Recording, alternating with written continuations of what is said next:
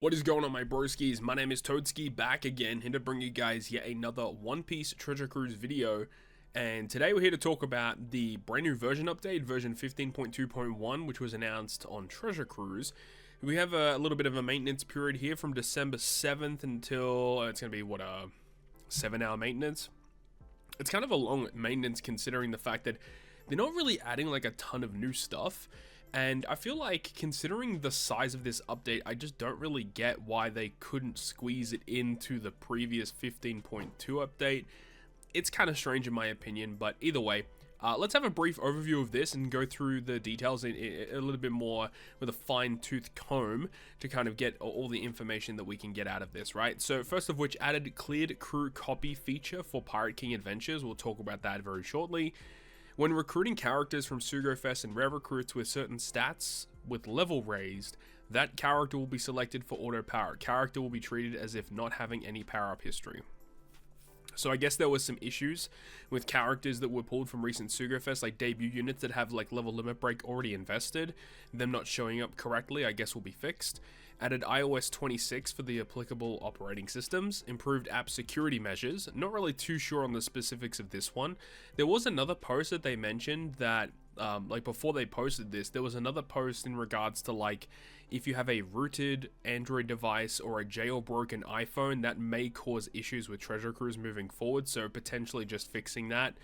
Also, adjusting display from requests from Chopperman when claiming multiple rewards at once. I didn't think there were any issues with this, but apparently there is, so I guess they're going to be fixing some of that. Adjusted certain menu link for Korean language settings. Adjusted certain treasure card effects, which again we'll talk about in just a moment. Error fixes and other minor fixes. So again, not like a ton really to break down here, but let's go through this. Shout out to Pappy for posting all this information here. This is the first new feature about a batch power up, I guess. I mean, I say this is like the first new feature. We should probably go over to the Treasure Cruise account, but I guess we're here now. Let's just discuss this.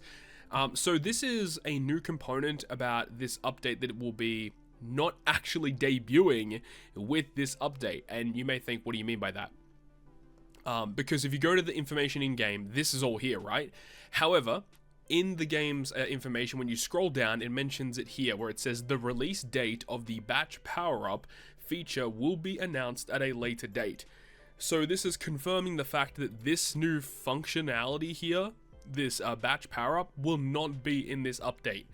This new update 15.2.1 will enable this to happen, but it won't be pushed to the game yet. It looks like we have to wait a little bit longer for this, and I don't really get why they just didn't not show this to us. Like, why not just give us one part and then show this off later when it is actually ready? It just doesn't make a lot of sense. I don't know why they're doing this.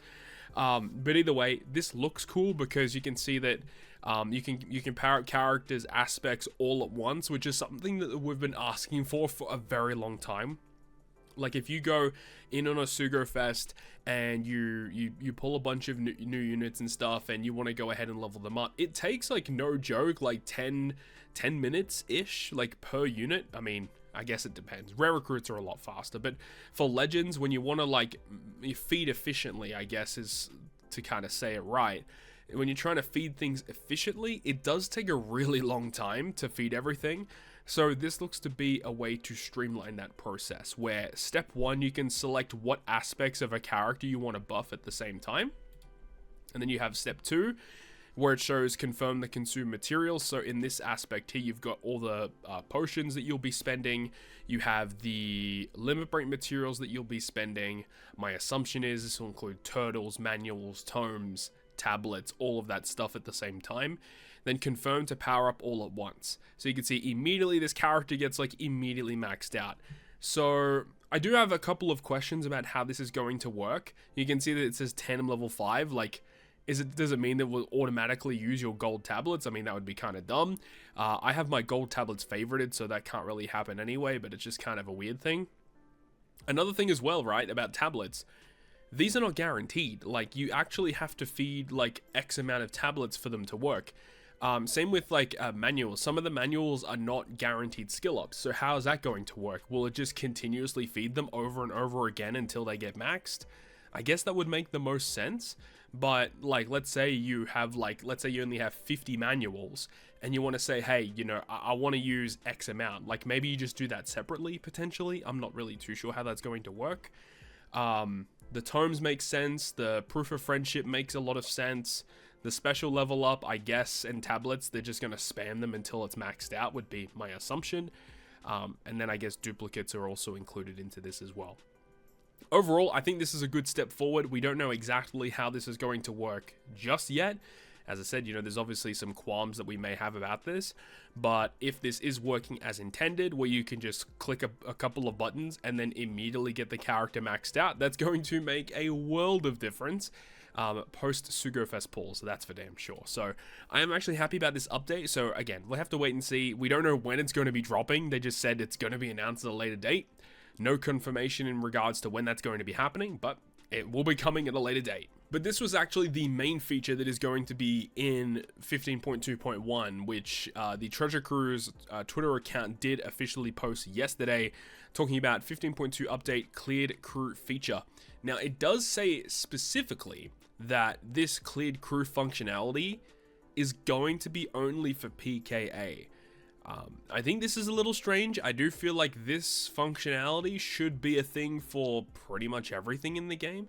Maybe not like, you know, treasure map, but I mean, they could apply for treasure map. Like, let's say you're about to play and you're a little bit late. You jump in and you go and check cleared crews, and then you can just see what other people are using. Like, I think that would be kind of cool, but I guess that is more of a competitive game mode. So potentially stealing other people's teams in a competitive sense probably doesn't make sense. But for PKA, you're just clearing a computer. There's no real rush to doing everything. So I guess for PKA, it does make a little bit of sense, but then you've got like a bunch of other things. You have training forests, you have GARP challenges, you have clashes, you have arenas, clash arenas, coliseums, all these other different pieces of content. Like having an ability to copy teams, I think would be a really good thing. I guess baby steps, you know, it's going to be applied to PKA first, and we'll see how it kind of goes along. So you'll be able to post and check crews that have cleared quests. So it says share cleared crews, share 4 out of 5 crews. So you got quest info, quest guide, and then cleared crews. Clear turns 5 straw hat. Clear turns 5 straw hat pirates. I don't get what that specifically means. But it says after clearing a quest, you can post your crew to the cleared crewed list. Browse the quest guide information tab to see cleared crews that you and other players have posted. And I think it will mention it here as well, but you see this little star icon with 2,000 votes. This means that like this is a highly rated team that someone has posted, meaning that if you see one with a bunch of ratings on it, this is going to be a very, very recommended team that many people have suggested to other people. So it makes sense. By tapping on the favorite button in the crew list, the crew will be added to the clear log, to the clear crew log. And it says by loading added crews, you can easily copy other crews. Unowned characters will be loaded as empty slots. So that was also something that would be interesting, is that supports are counted for this. One other thing that I guess could be a potential issue is the ship, because yeah, I mean, a lot of people will have the Going Merry, like for example, but will someone have the Going Merry at level 12? And what if you specifically need like the level 12 full modifications on that ship in order for the team to actually work? So that could be a potential problem, but then again, I don't know, it might just like copy it over. Maybe you get a warning message. Maybe it will go ahead and like, I guess people could just like vote the team down if it doesn't work. I guess could also be a thing. One other thing that is a bit of a side note about this, and this is something that I guess doesn't really affect most people really, but there have been times where people have used modded versions of Treasure Cruise to clear quest content with teams that are unable to clear that content, where you get like certain mods on your game where you have like, you know, infinite damage or you can't die. If someone uses a modded version of Treasure Cruise and they clear something and then their team gets put up here, that could also be a little bit detrimental to the community. But that could also be the fact that why they've added additional security measures for Treasure Cruise to ensure that this kind of thing doesn't happen. So that's just one thing that I was thinking about in regards to the ship, and also like modded APKs and whether that will affect certain team comps that will show up here. So anyways, that's essentially all of the information that we have. It's really not that much, right? I believe Pappy did post something else. Yes, about the TM adjustments, which is also something interesting here. So from the treasure map event starting December 10th, the following adjustment has been made. Adjusted the display of spots that has a chance to obtain certain treasure cards. So I guess it'll give you like a chance, like what's the chance of landing a certain card on a spot.